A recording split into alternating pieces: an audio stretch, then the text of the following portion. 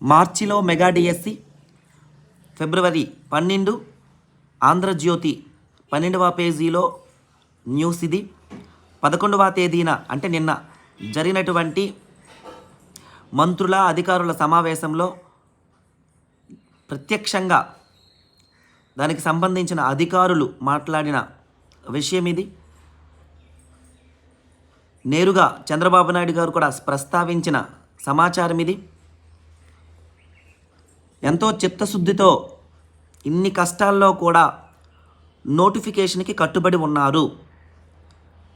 యూట్యూబ్లోనూ వాళ్ళు వీళ్ళు మాట్లాడే నెగిటివ్ మాటలకి అభ్యర్థులు ఇన్ఫ్లుయెన్స్ అవ్వకుండా పాజిటివ్ యాటిట్యూడ్తో ఇదే చిట్ట చివరి అవకాశం, ఈ రోజు నుంచి నిజాయితీగా చదివితే ఈ అద్భుతమైన అవకాశం ఇది చరిత్రలో ఒక్కసారే వస్తుంది మన విద్యా జీవితంలో.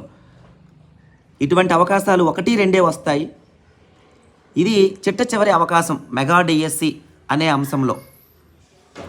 ఈ రోజు నుంచి గట్టిగా నిర్ణయం తీసుకున్నా సరే 100కి 100% మనం జాబు కొడతాం. వ్యాయామ విద్య ఫిజికల్ ఎడ్యుకేషన్ వరకు వస్తే ఎన్ని పోస్టులు ఉన్నాయో కనీసం అంతమంది కూడా సీరియస్గా చదివిన వాళ్ళు లేరు. అంటే ఈ మాట వెనుక ఉద్దేశం ఏంటంటే ఇప్పటికిప్పుడు మీరు ప్రారంభించినా సరే 99% కాదు 100% జాబు కొట్టే అవకాశాలు ఉన్నాయి. క్రమశిక్షణగా ఇప్పటి నుంచి ఇప్పుడు క్రమశిక్షణగా చదువుకుంటే చాలు. సిలబస్ చాలా హెవీ ఉంది. దాన్ని చాలా అందంగా అనుభవంతో కూడుకున్న వ్యక్తులు డీల్ చేస్తే 100కి 100% జాబ్ వస్తుంది. నేను 100కి 100% హామీ, నేను పెట్టినటువంటి గ్రాండ్ టెస్ట్లు కానీ నా షార్ట్ నోట్స్ కానీ ఓపెన్ కట్ ఆఫ్ని చాలా సులభంగానే దాటిపోతాము.